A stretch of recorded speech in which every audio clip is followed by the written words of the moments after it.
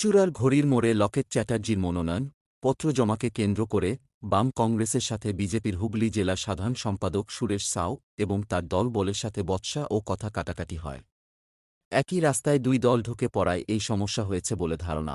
একে অন্যকে দোষারোপ করতে থাকে, তাতে পরিস্থিতি উত্তপ্ত হয়ে ওঠে। পরে পুলিশ গিয়ে পরিস্থিতি নিয়ন্ত্রণে আনে।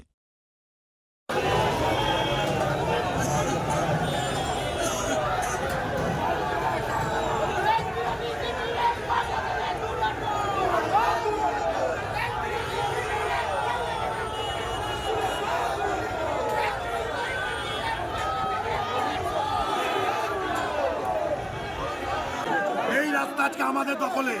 আমরা এখান থেকে ঢুকতে পারবো না।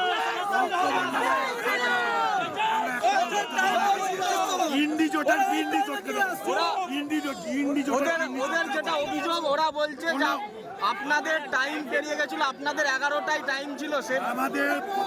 আমাদের প্রশাসনকে পর্যাপ্ত টাইম দেওয়া আছে, প্রশাসনকে।